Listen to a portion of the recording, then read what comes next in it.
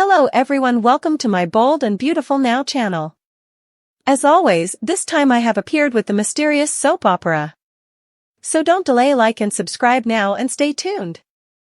Ridge blames Sheila for Deacon's delusional rambling. The Bold and the Beautiful, B&B, spoilers recap for Thursday, April 11th, reveals that John Finnegan, Tanner Novlin, refused to entertain the possibility that Sheila Carter, Kimberlyn Brown, was alive and claimed Deacon Sharp's, Sean Cannon, Tanito sighting was wishful thinking. According to Finn, the only way to heal was for Cleric to accept that he was no way going to see Sheila again. At Forrester Creations, Steffi Forrester, Jacqueline McInnes Wood, was impressed with R.J. Forrester's, Joshua Hoffman, rearmost sketch and allowed. This was a good occasion for him to work on hope for the future. R.J. admitted they formerly had a meeting about Thomas Forrester's, Matthew Atkinson, departure, so Steffi was glad to hear that R.J., Zend Forrester Dominguez, Delon Demetz, and Luna Nozawa, Lisa Yamada, would all be stepping up. Subsequently on Thursday's B&B occasion, Ridge Forrester, Torsten K., talked to Steffi about Sheila's honorary news and his disapprobation over Finn attending. Once Ridge left, Finn showed up next and pulled Steffi into a sizzling kiss. Steffi wanted updates on Finn's meeting with Cleric and guessed perhaps it was about Sheila's ashes. Finn admitted Steffi was in the ballpark and refocused out that Deacon was saying some really crazy stuff about Sheila. After Finn suggested about Deacon acting paranoid and delusional, he said Deacon was questioning whether Sheila was actually deceased. Finn added that Deacon had induced himself that Sheila may still be alive, so Steffi's eyes widened in shock. Back at Il Giardino, Deacon looked at snaps of Sheila on his phone and claimed he knew exactly what he saw. As Deacon murmured about Sheila perhaps still being alive, Ridge appeared and called Sharpie out for talking to himself. Ridge suggested that's what happens when you hang out with a lunatic like Sheila, you start losing it, too. Once Ridge complained about the keepsake being a waste of time and plutocrat, Deacon claimed it was his time and plutocrat to waste. Although Sheila meant commodity to Deacon, Ridge felt it was better for everyone now that Sheila was gone. Cleric piped up to suggest that perhaps Sheila was gone later each and asked what if she was out of their lives. In the Forrester Creations design office, Luna hoped Zend did and suppose she was selfish for demanding to come clean. This was going to affect Zend's relationship with RJ, so Luna was concerned about that. Still, Zend claimed they would always be relatives and that they'd work it out.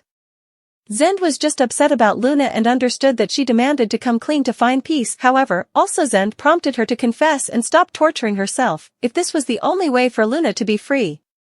Luna said she could stay another day since it was fair to RJ, so Zend agreed that RJ merited to know about their night together. After Luna exited, Carter Walton, Lawrence St. Victor, set up Zend and could tell that commodity had been bothering him recently. Once Carter encouraged Zend to open up, Zend admitted he really demanded to talk to someone and added that it was about Luna. At the sand house, Luna peered at a framed print of herself with RJ before he arrived with a bouquet of flowers. RJ asked what Luna wanted to talk to him about and ultimately refocused out she had been herself for a while. Luna confessed that she'd been really stressed out, so RJ bothered he did commodity to make her feel that way. Once Luna said RJ hadn't done anything wrong, he asked if this was about her mama. After Luna verified that Poppy Nozawa, Romy Park, was part of it, RJ prompted her to partake why she was worried. As RJ allowed. Back, he felt like this all started the day after Eric Forrester's, John McCook, party. Luna said she was sorry, but RJ felt she had no reason to apologize. Once Luna claimed she did, RJ pushed her to tell him what was going on. The Bold and the Beautiful spoilers say Luna may be ready to make a full concession, so stick with us for prognostications on what this means for her relationship with RJ. Deacon finds shocking information in Sheila's dispatches, and Carter learns Zend and Luna cheated at Forrester. Steffi tells Finn, this makes no sense. Finn knows it's insane, but Deacon believes it. Steffi gawps, Cleric thinks that Sheila might be alive? Steffi thinks some of Sheila's craziness must have burgled off on Deacon if he's going around saying he doesn't suppose Sheila is dead. I was there, I saw Sheila, I was the bone. Who Finn tells her that he's questioning her death because of her toes. Steffi frowns, what? At Il Giardino, Ridge tells Deacon it's insolvable for Sheila to be alive. He points out he's still drawing up from the service he'd for her. Ridge asks what's going on and Cleric sputters and holds his head. Ridge knows he went down to the crematorium, so what's this gibberish about Sheila still being alive? Ridge thinks that Deacon is trying to keep Sheila's memory alive. But for everyone differently, she's dead. Finn came to the keepsake, but that's the end of it. Steffi and Finn don't need him walking around saying Sheila's still alive. He suggests he set up a little honorary to her in his apartment. For everyone differently, she's gone out of our lives. Ridge walks out and Deacon muses, "You may be wrong, Ridge." In the design office, Carter learns commodity is going on with Zend and it has to do with Luna. Zend runs down Luna's great rates. Carter reminds him that Luna is RJ's gal and asks him to tell him that he understands that. Carter goes over it again. Zend lets him know that commodity happed, but it was Aunt Luna's fault. The night of my granddad's marriage. At the sand house, RJ noticed that Luna's been out since that night at his forefathers. He reminds her that whatever it is, she can trust him with anything. Luna gushes that RJ is so caring, he's everything she's ever pictured of in a Joe. RJ's not going anywhere. She really hopes that's true. Luna cries that before she tells you what's going on, she wants to make it clear how much she loves him and treasures their relationship. She doesn't want anyone or anything to come between them. RJ is sure she'll feel better if she just tells him. Luna agrees. You earn to know what happened. In the Forrester office, Finn asks Steffi if she remembers the bear attack. Steffi surely remembers Sheila's missing toe, it was disgusting. Finn says Deacon saw 10 toes. Steffi thinks this is crazy. Finn explains how Deacon went with Sheila's body to the crematorium and that's when it happened. At some point, when the body was being pushed in, the distance slipped. He noticed her feet, however, there should have been 9 toes, but according to Deacon, if it was Sheila. Steffi looks terrified. Finn goes over it again. He sounded enough sure. Steffi says he's wrong. Finn, you have to agree with me, right? Finn shrugs that he was right there and watched the body going in. Steffi doesn't watch what Deacon thinks. Finn tells Steffi that Deacon was sure he saw 10 toes, that's why he's convinced Sheila could still be alive and out there. In the design office, Carter asks Zend, so let me get this straight.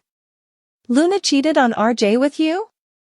Zend tells Carter that she left that night, tired, and wanted to go home, but she ended up at his place.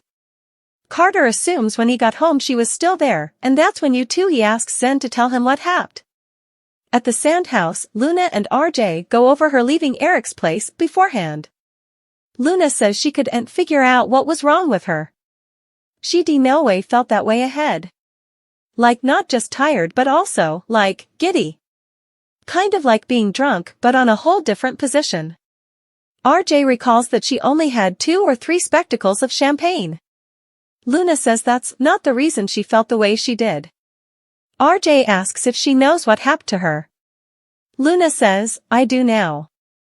My mama happened. My mama and her mints. RJ is confused. Luna explains that her mama takes these special mints to help with anxiety. RJ asks, like, they've medicines in them? Luna nods, exactly. She explains that she kept them in a drum analogous to what she kept her breath mints in.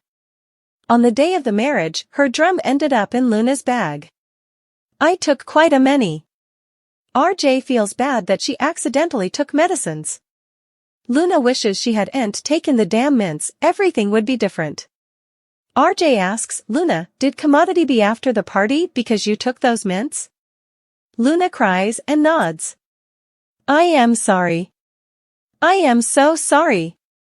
At Il Giardino, Deacon looks at his phone, slams it down, and also flashes to saying farewell to Sheila at the crematorium. I saw you. I saw you with my own eyes. Also, how could it? He flashes to the body going into the roaster and the 10 toes popping out. Perhaps I am not going crazy. Perhaps that wasn't you. And if that wasn't you, perhaps you out there. Perhaps you need my help. Cleric gets on the laptop and goes through Sheila's textbook dispatches. she had dispatches with Cleric, Finn, and an unknown number. Opening the dispatches from the unknown number, Cleric reads that they read from a person named Sugar who wanted to talk and pledged she was going to find Sheila. He scrubs his face and prodigies, "Who's Sugar?"